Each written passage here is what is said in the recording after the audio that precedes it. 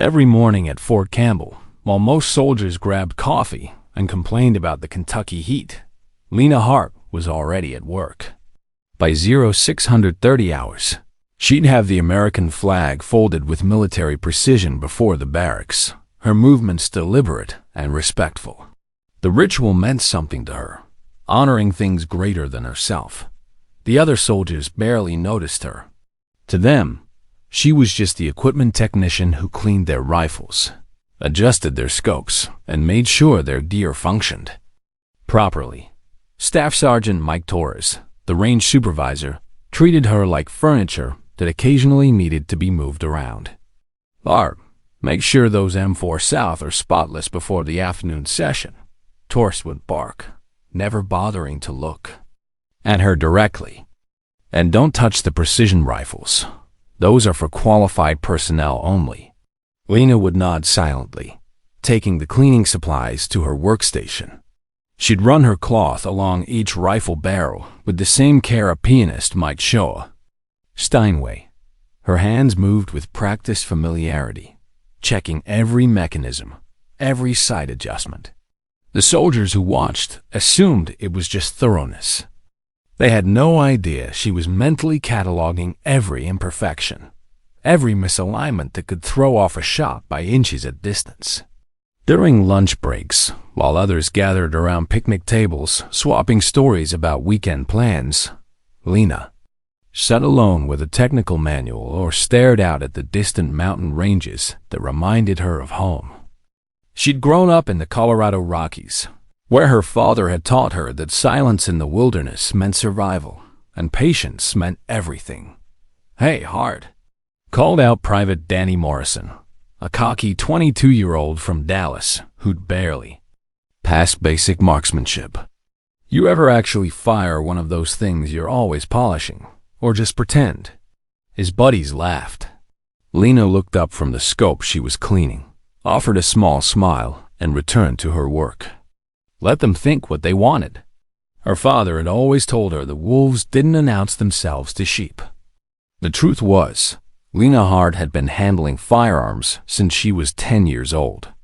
Every weekend for 8 years, her father, a man whose military service record was sealed so tight that even she didn't know all the details, had taken her into the Colorado wilderness.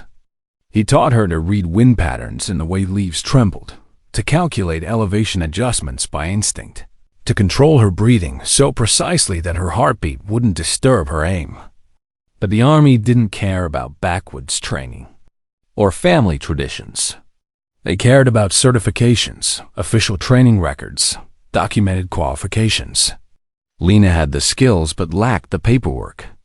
So she accepted the role they gave her, invisible support staff who maintained equipment for real soldiers.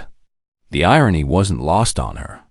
She watched them waste ammunition on shots she could make in her sleep, saw them struggle with basic wind compensation techniques her father had drilled into her before she could drive.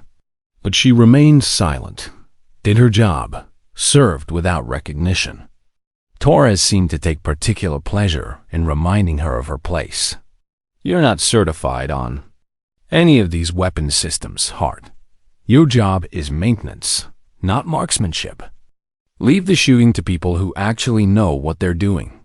What Torres didn't know, what none of them knew, was that Lena's quiet demeanor wasn't from incompetence. It was from discipline. Her father had taught her that true marksmen didn't boast about their skills. They simply performed when performance mattered. And deep down, Lena suspected that day was coming soon. The rumors started 3 weeks later, spreading through the barracks like wildfire. Word was that Lena had failed her unit-level shooting qualification badly. Private Morrison, who seemed to make it his personal mission to ensure everyone knew about her supposed inadequacies, was more than happy to share the details. 25-yard stationary targets, he announced during chow hall, loud enough for half the dining facility to hear. She couldn't hit the broadside of a barn. Torres had to stop the test early because she was embarrassing herself. The story grew with each telling. By the time it reached the motor pool, Lena had supposedly missed every single shot. By evening formation, she'd allegedly broken down crying on the range. The narrative was always the same. The equipment tech who thought she could play with the big boys had been humiliated. Staff Sergeant Torres did nothing to discourage the gossip. If anything, he seemed to enjoy it. Hart's good at one thing, he'd tell anyone who'd listen: making rifles look pretty. But shooting them? That's a different skill set entirely. What none of them noticed was how Lena reacted when she watched their training sessions. Every time a soldier missed an obvious shot, her jaw would tighten almost imperceptibly. When they struggled with range estimation or failed to account for wind drift, she'd frown slightly, like someone watching a mechanic use the wrong tool for a simple job. Specialist Rachel Torres, no relation to the staff sergeant, despite the shared name, was one of the few who paid attention. A communications specialist from Oregon, she'd grown up hunting with her grandfather and recognized real marksmanship knowledge when she saw it. "You know something about shooting," Rachel said one afternoon, finding Lena cleaning rifles in the equipment room. It wasn't a question. Lena looked up, meeting her eyes for a moment before returning to her work. "I know how to clean them." "That's not what I meant." Rachel pulled up a chair. "Yesterday, when Patterson was struggling with that 300-yard shot, you shook your head before he even pulled the trigger. You knew he was going to miss high and left. Lucky guess." "No," Rachel said firmly. "You were reading the wind, calculating the angle. I saw you doing the math in your head. My grandfather used to do the same thing." Lena's hand stilled on the rifle stock. For just a moment, her careful mask slipped, and Rachel caught a glimpse of something deeper: knowledge, experience, maybe even pain. "Your grandfather sounds like a wise man," Lena said finally. That evening, Rachel's curiosity got the better of her. She had access to personnel files through her communications role, and something about Lena Hart didn't add up. The woman was too calm, too knowledgeable, too comfortable around weapons to be just an equipment tech. The file was mostly standard information: basic training records, technical school completion, duty assignments. But buried in the electronic records was a single line that made Rachel's blood run cold: Restricted Code Red Oak Training. Conducted under General J. Wallace Clearance Level 3. Rachel stared at the screen. General J. Wallace. Everyone in the military knew that name. The hero of Elkhorn Ridge. The operation with less than a 4% survival rate. One of the most decorated officers in recent Army history. What was an equipment technician doing with training records connected to a legendary general? Before she could dig deeper, the file locked her out. But the seed was planted. Lena Hart wasn't who she appeared to be, and Rachel had a feeling that everyone on this base was about to find out exactly who they'd been underestimating. The next morning brought news that would change everything. Fort Campbell was hosting a distinguished visitor, and there would be a demonstration, a 1,000-yard precision shooting competition that had half the base's marksmen nervous and excited. None of them suspected that the quiet woman polishing their rifles was about to turn their world upside down. But Rachel was beginning to understand that sometimes the most dangerous people were the ones nobody saw coming. The announcement came during morning formation, delivered by Colonel Harrison himself. "Attention! We have the honor of hosting General J. Wallace tomorrow for a precision marksmanship demonstration. This is an opportunity to showcase the exceptional training and capability of Fort Campbell's finest marksmen." A buzz of excitement rippled through the ranks. General Wallace was a living legend, the architect of impossible victories and the kind of soldier that other soldiers told stories about. For most of them, this would be the chance of a lifetime. Staff Sergeant Torres practically glowed with anticipation. This was his range, his show, his moment to shine in front of military royalty. He spent the rest of the day making preparations. selecting his best shooters and ensuring everything would be perfect. "Hard," he barked as Lena worked on a rifle scope. "I want every weapon system spotless tomorrow. And stay out of the way during the demonstration. This is for qualified personnel only." "Understood, Staff Sergeant." But Torres wasn't finished. Over the next few hours, his casual dismissiveness evolved into something more pointed, more cruel. Maybe it was the pressure of the upcoming demonstration, or maybe he'd simply decided that having a failed marksman on his range was an embarrassment he couldn't tolerate. "You know what, Hart?" he said, loud enough for everyone in the equipment room to hear. "Maybe you should just stay home tomorrow. I don't want our distinguished visitor seeing someone who can't even qualify on basic weapons. It might reflect poorly on the unit." The room went quiet. This wasn't just casual teasing anymore.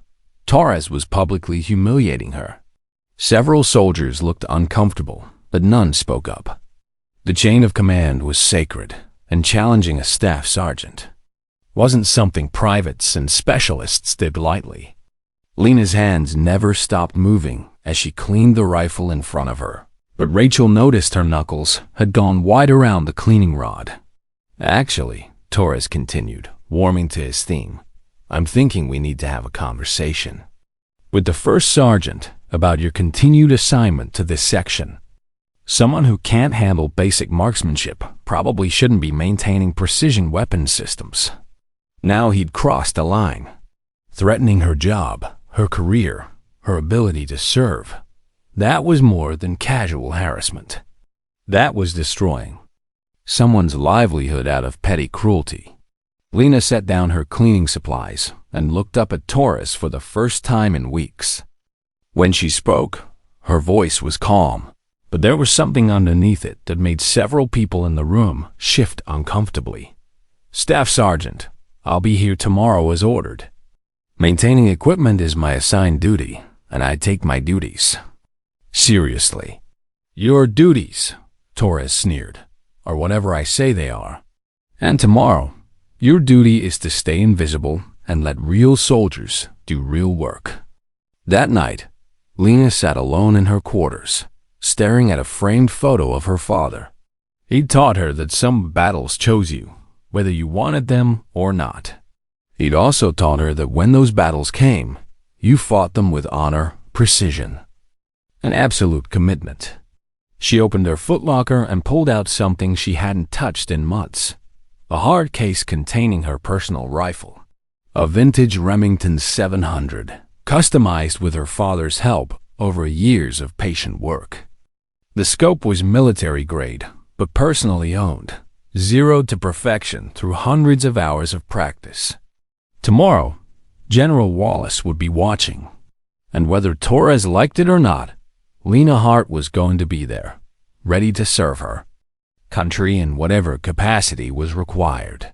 She'd spent months being invisible, accepting disrespect, tolerating humiliation. But tomorrow was different. Tomorrow, she had a feeling. Her country might need her to be more than just an equipment technician. Her father's voice echoed in her memory. "Real marksmen don't boast about their skills, Lena.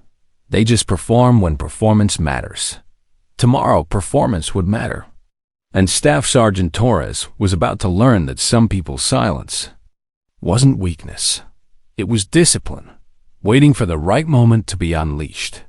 The morning of the demonstration dawned clear and cold, perfect conditions for long-range shooting. Lena arrived at the range before anyone else, as usual, but today she carried an extra case alongside her standard equipment bag.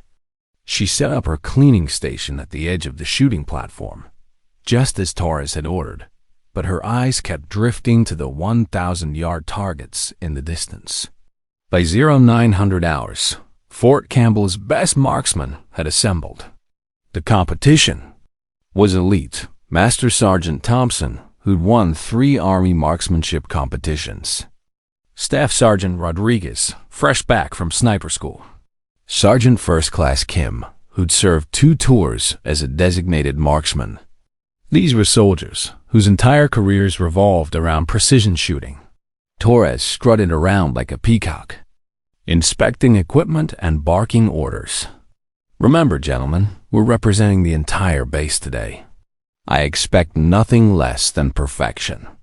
At 0957 hours, an armored SUV pulled up to the range. General J. Wallace stepped out, and every soldier snapped to attention. He was smaller than Lena had expected, maybe 5 feet 8 inches with silver hair and a lined face that spoke of decades making impossible decisions. His chest displayed ribbons that read like a history of American military operations over the past 30 years. But what struck Lena most was his eyes. They swept across the assembled marksmen with professional assessment, then landed on her. For just a moment, so brief that anyone else would have missed it, something flickered in his expression. Recognition? Surprise? She couldn't tell.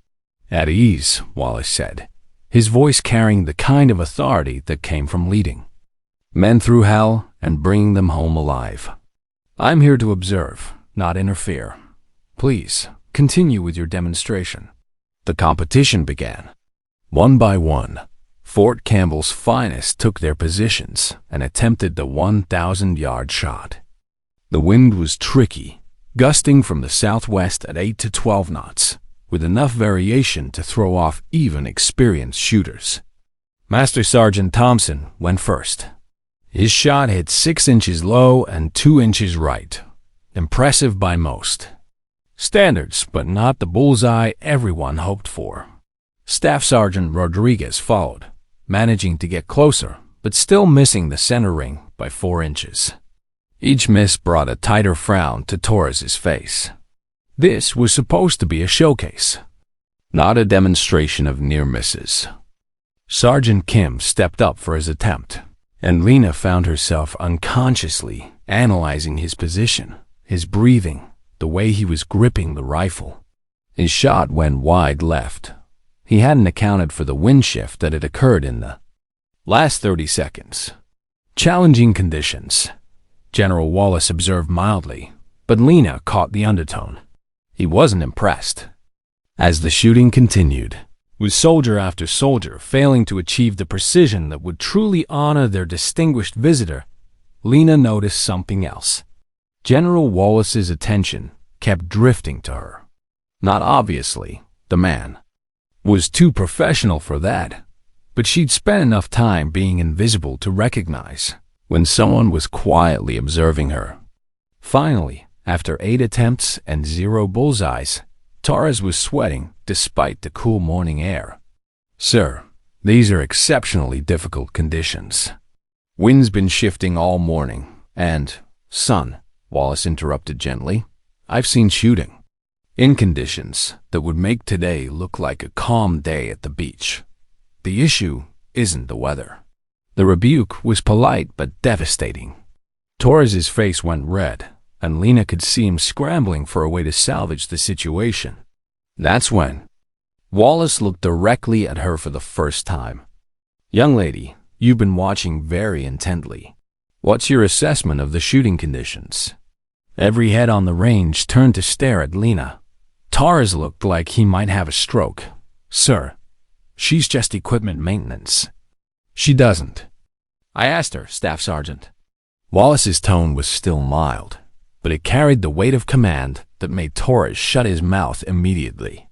Lena stood slowly, her heart pounding but her voice steady.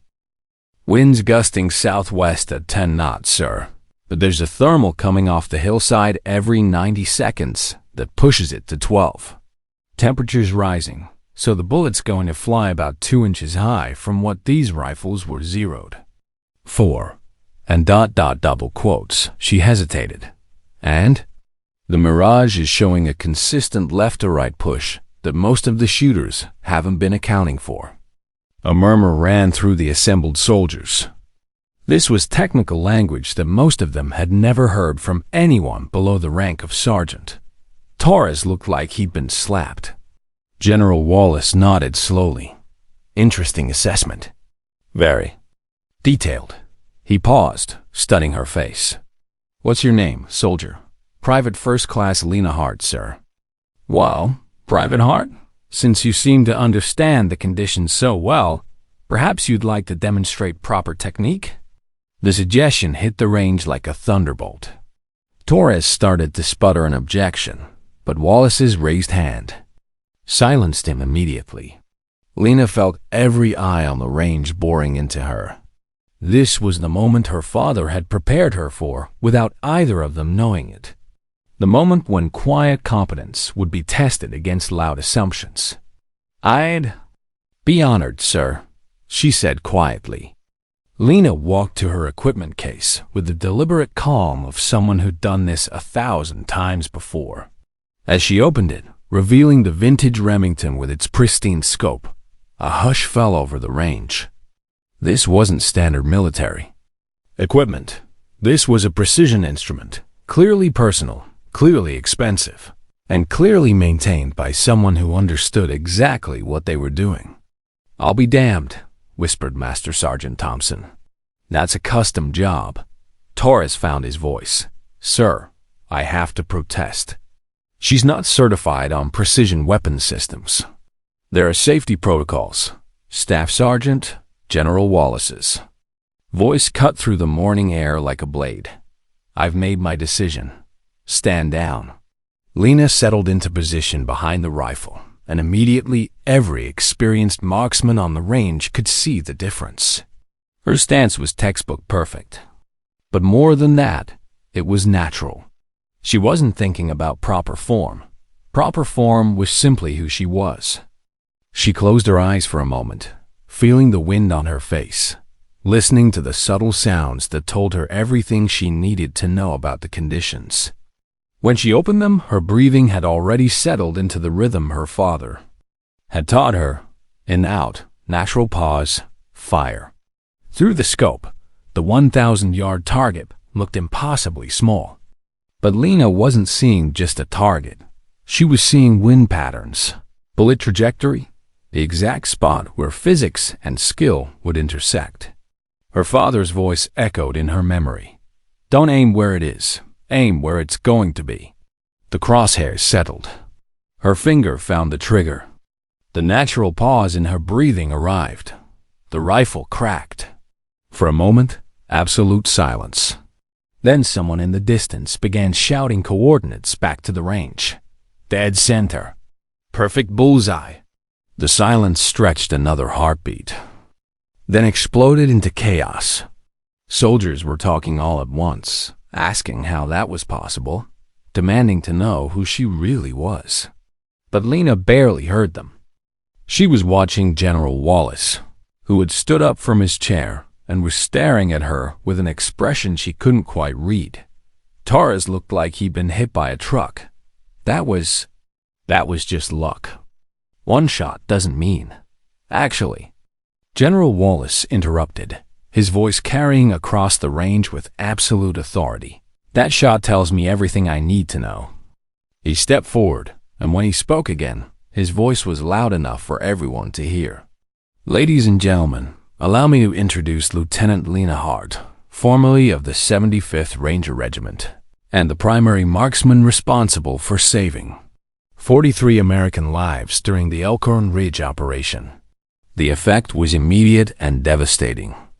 Every person on that range knew about Elkhorn Ridge, the rescue mission with a 4% survival rate, the operation that had become legend in military circles. And they'd been mocking its hero for months. "Elkhorn Ridge," someone whispered. "Jesus Christ, she's the ghost sniper." Lena remained perfectly still behind her rifle, but her hands were trembling slightly. She'd spent 3 years trying to bury that part of her life, trying to find peace in maintenance work and invisible service. Now it was all coming back. "General," Wallace continued, his voice carrying the weight of absolute truth. "During the Elkhorn Ridge operation, Lieutenant Hart provided overwatch for the rescue team while enemy snipers had us pinned down in hostile territory. She eliminated 17 confirmed threats at ranges exceeding 800 yards, often in conditions that would challenge our most elite snipers. Torres had gone completely pale. Around the range, soldiers were putting pieces together, remembering every joke they'd made, every dismissive comment, every time they treated her like she didn't belong. But the psychological cost, Wallace continued, was significant. Taking that many lives, even enemy combatants, affected her deeply. Lieutenant Hart requested transfer to non-combat roles. She wanted to continue serving her country, but in a way that built rather than destroyed. Lena finally stood, slinging her rifle. When she spoke, her voice was quiet but clear enough for everyone to hear. I didn't want anyone else to die because of my shooting. I'd had enough of killing. Why didn't you tell us? Private Morrison asked, and for the first time since she'd known him, his voice held genuine respect instead of mockery. Because past achievements don't determine present worth, Lena replied. I wanted to be valued for who I am now, not who I used to be. General Wallace nodded approvingly. That's exactly the attitude that made her exceptional in the first place. Humility combined with extraordinary skill. The transformation in the group was complete. These soldiers finally understood that the quiet woman they dismissed possessed combat experience that exceeded their collective training. More than that, they understood they'd been privileged to work alongside genuine heroism and had been too blind to see it. Staff Sergeant Torres stood frozen, realizing that his career had just taken a hit from which it might never recover. He'd spent months humiliating a decorated war hero, and he'd done it in front of witnesses. But Lena wasn't looking at Torres anymore. She was looking at the soldiers who had begun approaching her with genuine respect, asking technical questions, seeking guidance from someone they finally recognized as their superior in every way that mattered. The shot had been perfect, but more importantly, it had revealed the character of everyone present. Within hours, word of the demonstration had spread throughout Fort Campbell like wildfire. The story grew with each telling, but for once, the embellishments didn't diminish the truth. They simply couldn't match it. By evening chow, every soldier on the base knew that they'd been sharing their facility with a genuine war hero. Colonel Harrison requested an immediate meeting with all personnel involved in the morning's events. The conference room felt smaller than usual as Torres, Lena, General Wallace, and the witnessing soldiers filed in. Harrison's expression was carefully neutral, but experienced soldiers could read the storm brewing behind his eyes. Staff Sergeant Torres, Harrison began without preamble. I've received several reports about your conduct regarding Private First Class Hart. Would you care to explain why you've been publicly humiliating a decorated combat veteran? Torres's career flashed before his eyes. Sir, her personnel file didn't indicate. I had no knowledge of her combat experience.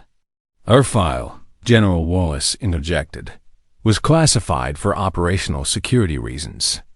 But that doesn't explain why you thought it was appropriate to mock any soldier under your command, regardless of their background.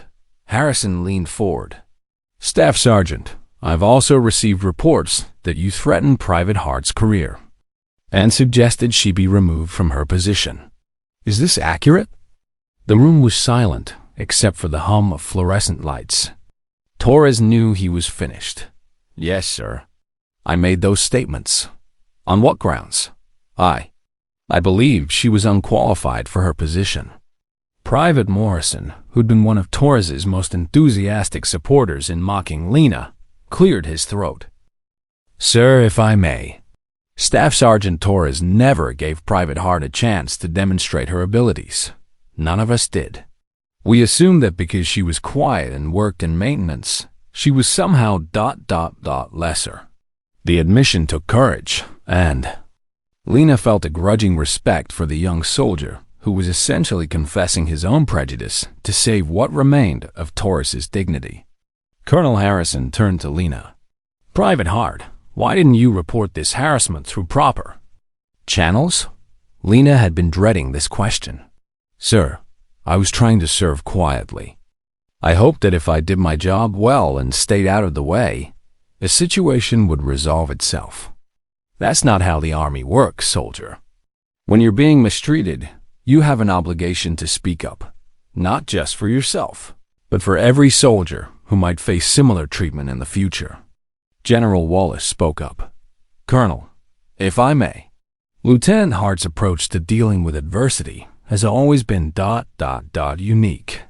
During Elkhorn Ridge, she volunteered for the most dangerous position, provided overwatch for the entire operation, and then refused commendation because she said she was just doing her job. She's never been comfortable with recognition. Nevertheless, Harrison continued, this situation is unacceptable.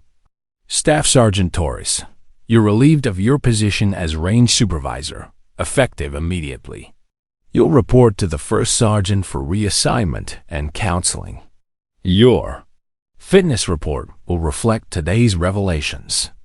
Torres nodded stiffly. His career wasn't over, but it had just taken a devastating hit that would follow him for years. Private Hart, Harrison continued, I'm recommending you for immediate promotion to specialist and reassignment to a position more appropriate for your experience level. We also need to discuss correcting your service record to properly reflect your combat experience. Sir, Lena said carefully, I requested the transfer to maintenance work. I'm content with my current position. Content or not, the Army has invested significant resources in your training, and we're not utilizing your capabilities effectively. General Wallace, do you have any recommendations? Wallace smiled slightly. Actually, I do. The Army's marksmanship unit has been looking for experienced personnel to develop new training protocols. Someone with Lieutenant Hart's combination of combat experience and teaching ability would be invaluable. The suggestion hung in the air. It would mean leaving Fort Campbell, leaving the quiet maintenance work she'd found peaceful, and returning to a world that revolved around precision shooting. But it would also mean helping other soldiers develop skills that might save their lives. Lena looked around the room at the faces of soldiers who'd spent months dismissing her, who now looked at her with respect and something approaching awe. She thought about her father's lessons, about service, about using your gifts to help others. I'd be honored to consider such an assignment, sir. As the meeting concluded, soldiers filed out quietly, many stopping to offer Lena personal apologies. Morrison lingered longest. Ma'am, I owe you more than an apology. I was wrong about everything, and I'm ashamed of how I acted. Lena studied his face, seeing genuine remorse. We all make assumptions, Morrison. The question is what we do when we discover we're wrong. I'd like to learn from you, if you're willing to teach. Everyone deserves a second chance to prove their character, she replied, including me. That evening, as Lena cleaned her rifle one last time in the equipment room, she reflected on the day's events. Tomorrow would bring new challenges, new responsibilities, new opportunities to serve. But tonight, she was content knowing that sometimes the most important battles were won not with bullets, but with quiet dignity and the courage to be exactly who you were meant to be. 3 weeks later, Lena found herself at Fort Benning, Georgia, walking through the halls of the Army Marksmanship Unit headquarters. The building hummed with quiet intensity. This was where the military's most elite shooters came to push the boundaries of what was possible with precision firearms. Colonel Marcus Webb, the unit commander, greeted her personally. A compact man with intelligent eyes and calloused hands that spoke of decades behind a rifle. He'd read her complete file, including the classified portions that had remained hidden at Fort Campbell. Specialist Hart, he said, using her new rank. I'll be honest with you. When General Wallace recommended you for this position, I was skeptical. Teaching advanced marksmanship isn't just about being able to shoot. It's about understanding how to transfer complex skills to soldiers who may never have your natural ability. They walked through the facility, past indoor ranges where soldiers practiced with equipment that represented the cutting edge of military technology. Through soundproof glass, Lena watched instructors working with small groups, demonstrating techniques that she recognized from her father's training and her own combat experience. Your assignment, Webb continued, will be developing curriculum for what we're calling the Precision Mindset program. Too many of our advanced marksmen have excellent technical skills, but lack the psychological preparation for high-stress shooting. Based on your combat record and your unique approach to service, we think you might have insights that could benefit the entire program. Lena paused at a window overlooking an outdoor range where soldiers were attempting 800-yard shots. She could see immediately what they were doing wrong, rushing their breathing, fighting their equipment instead of working with it, focusing on the target instead of the process. Permission to ask a question, sir? Of course. Are we training them to be better killers or better soldiers? Webb stopped walking. The question cut to the heart of something he'd been wrestling with throughout his career. What's the difference? A killer focuses on destroying the target. A soldier focuses on completing the mission. Sometimes that requires shooting, sometimes it requires restraint. The difference is everything. For the first time since they'd met, Webb smiled. General Wallace said he'd have a unique perspective. I think he understated it. Over the following weeks, Lena threw herself into her new role with the same quiet intensity she brought to equipment maintenance. But now, instead of cleaning rifles, she was developing training protocols that emphasized decision-making alongside marksmanship. Her first class consisted of 12 soldiers, all experienced marksmen who'd been selected for advanced training. Staff Sergeant Jennifer Kim, recently arrived from Afghanistan, looked skeptical as Lena introduced herself. I'm not here to teach you how to shoot, Lena began. You already know how to shoot. I'm here to teach you how to think while you're shooting. She led them through exercises that had nothing to do with pulling triggers, reading environmental conditions, calculating the psychological pressure on both shooter and target, understanding when precision shooting was the right tool for a mission and when it wasn't. Every shot has consequences beyond the immediate target, she explained during one session. In combat, you're not just making holes in paper. You're making decisions that affect families, communities, entire operations. The technical skill is meaningless without the wisdom to use it appropriately. Sergeant Kim approached her after the third day of training. Ma'am, this isn't like any marksmanship course I've ever taken. Good. How do you feel about that? Honestly? It's harder than I expected. You're making us think about things that most instructors never mention. Such as? Yesterday, when you asked us to describe the difference between a justified shot and a necessary shot. I've been thinking about that for 18 hours. Lena nodded. That's the point. Anyone can learn to hit a target at distance. But knowing when to take that shot and when to choose a different course of action, that's what separates good soldiers from exceptional ones. Word of her unconventional teaching methods spread quickly through the military training community.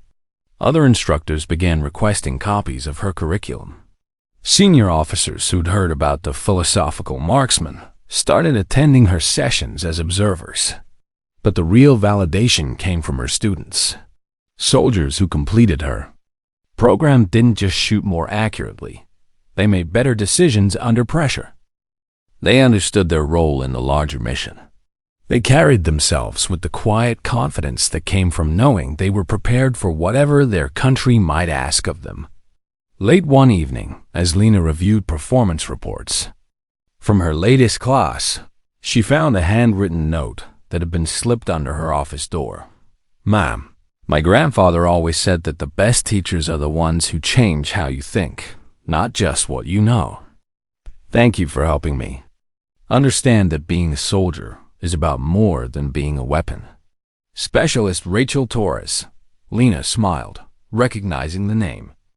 Rachel had transferred to Fort Benning specifically to take her course, having been one of the few people at Fort Campbell who'd recognized there was more to Lena than met the eye.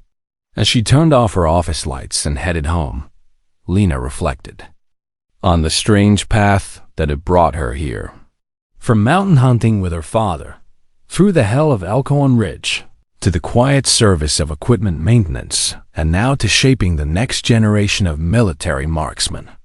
Each phase had taught her something different about service, about sacrifice, about the responsibility that came with deadly skills. But perhaps the most important lesson was one her father had taught her years ago. True strength wasn't about how much force you could bring to bear, but about knowing when force was necessary and when restraint was wiser. Tomorrow would bring new students, new challenges, new opportunities to serve. But tonight she was content knowing that her father's lessons lived on in every soldier she trained, and that sometimes the most important shots were the ones you chose not to take. 6 months into her assignment at Fort Benning, Lena received an unexpected visitor.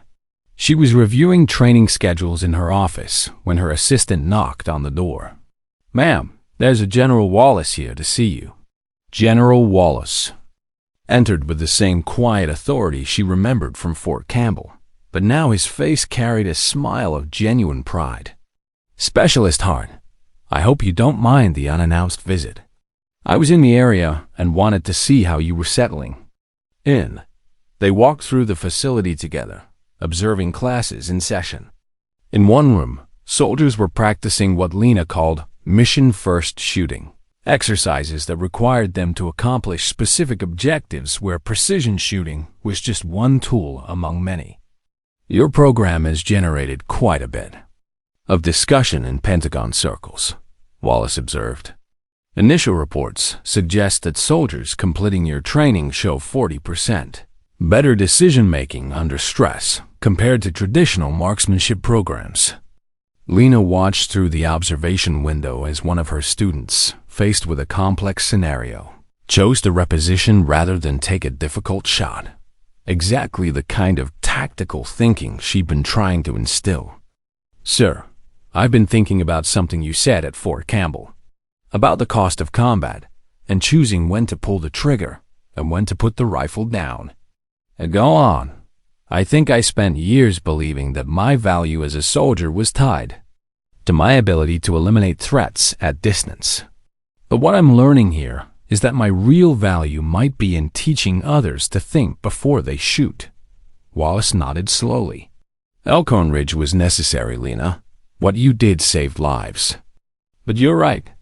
Teaching soldiers to make better decisions might save even more lives in the long run." They paused outside a classroom where Sergeant Kim was leading a discussion about rules of engagement. The conversation was complex, nuanced, exactly the kind of thinking that separated professional soldiers from mere shooters. "There's something else," Wallace continued. "The Army is considering expanding your program Army-wide. They want to integrate psychological preparation and ethical decision-making into all advanced marksmanship training." The implications hit Lena immediately. Her father's lessons, learned in the Colorado mountains, refined through combat experience, and tempered by the wisdom that came from understanding the true cost of violence, would become part of how America trained its warriors. "Sir, that's an incredible responsibility." "Yes, it is. But you've already proven you can handle incredible responsibilities. The question is whether you're ready to step into a larger role. We're talking about a promotion to staff sergeant and assignment, to head a new department, military ethics and precision marksmanship." That evening, Lena sat in her small apartment, staring at the framed photo of her father that had traveled with her from post to post. He died 2 years after Elkhorn Ridge, proud of his daughter, but worried about the weight she carried from that operation. Now she wondered what he'd think about this new opportunity. Her phone buzzed with a text message from Rachel Torres. "Ma'am, saw the news about the program expansion. My whole unit is requesting your training. You're changing how we think about being soldiers, More messages followed. Soldiers from her classes sharing stories about how her teaching had influenced their decisions in the field. Officers reporting improved performance from personnel who'd completed her program. Even international allies expressing interest in her curriculum. The mountain hunter's daughter had found her true calling, and it wasn't behind a rifle scope. The next morning, Lena found herself back at the outdoor range where she'd first demonstrated her abilities months earlier. But instead of lying prone behind a rifle, she stood behind a group of young soldiers, teaching them to read the wind, understand their equipment, and most importantly, understand themselves. Remember, she told them, precision isn't just about hitting what you aim at. It's about choosing the right target at the right time for the right reasons. Your accuracy with a rifle is meaningless if you don't have accuracy in your judgment. A young private raised her hand. Ma'am, how do you know when you're making the right decision in a high-stress situation? Lena smiled, hearing her father's voice in the question. You prepare beforehand by thinking through scenarios, understanding your values, and practicing good decision-making when the stakes are low. When the pressure hits, you don't rise to the occasion. You fall back on your level of preparation. As the class continued, Lena noticed movement at the edge of the range. Staff Sergeant Torres from Fort Campbell was standing there, apparently having traveled to Fort Benning specifically to see her. When the training session ended, he approached, hesitantly. Ma'am, I know I have no right to ask for your time, but I was hoping we could talk. They walked to a quiet area overlooking the training facilities. Torres looked older, humbled by the events that had cost him his position and damaged his career. I came to apologize, he said simply. Not just for how I treated you, but for what I failed to learn from you. I spent months working alongside someone who could have made me a better soldier, a better leader, a better person. Instead, I let my prejudices blind me to an opportunity that will never come again. Lena studied his face, seeing genuine remorse. We all make mistakes, Staff Sergeant. The question is what we do with the lessons they teach us. I've requested. Transfer to a training unit. I want to learn to teach soldiers the way you do, with respect, with understanding, with focus on making them better people as well as better warriors. That's a worthy goal. Torres hesitated, then continued. Ma'am, there's something else. Private Morrison sends his regards. He completed Ranger School last month, top of his class. He said your example taught him that quiet confidence was more valuable than loud boasting. The conversation reminded Lena of something her father had often said. Influence spreads in ways you never expect. The lessons she'd learned in the Colorado wilderness were now shaping soldiers across the Army, creating ripples that would extend far beyond anything she could directly observe. As the sun set over Fort Benning, Lena made her decision about the promotion and expanded role she would accept, not because she craved recognition or authority, but because her country needed soldiers who understood that true strength came from wisdom, restraint, and the courage to make difficult decisions under pressure. That night, she wrote a letter to her father, as she did every year on the anniversary of his death. Dad, remember how you used to say that the most important shot was often the one you didn't take? I finally understand what you meant. Teaching soldiers to think clearly, act with honor, and choose their battles wisely. That might be the most important marksmanship lesson of all. The mountain lessons you taught me aren't just living on in me anymore. They're living on in every soldier I train, and they'll live on in everyone those soldiers train in turn. Your legacy isn't just in the shots I made at Elkhorn Ridge. It's in all the unnecessary shots that won't be taken because soldiers learned to think before they acted. I think you'd be proud of that. 6 months later, when the Army officially announced the new Department of Military Ethics and Precision Marksmanship, the press release included a quote from its director, Staff Sergeant Lena Hart. Our goal isn't to create better killers. It's to create better soldiers. Soldiers who understand that true precision extends far beyond marksmanship. It includes precision in judgment, precision in decision-making, and precision in understanding when force is necessary and when restraint is wiser. The quiet woman who had once been dismissed as just equipment maintenance had become one of the most influential trainers in the modern military. But she still began each day the same way she had at Fort Campbell, with a flag-folding ceremony, standing straight and silent, honoring things greater than herself. Some heroes charge into battle. Others stand quietly at the edge of shooting ranges, teaching young soldiers that the most important weapon they carry isn't their rifle, it's their judgment. Both kinds of heroes serve with honor. Both kinds of heroes make their country proud. And sometimes, if they're very lucky, both kinds of heroes get to see the lasting impact of lessons learned from a mountain hunter who understood that true strength always comes from within. Excellence doesn't need to announce itself. It just needs to be ready when called upon.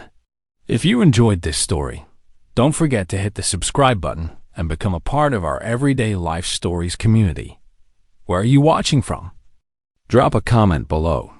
We love hearing from our amazing viewers around the world.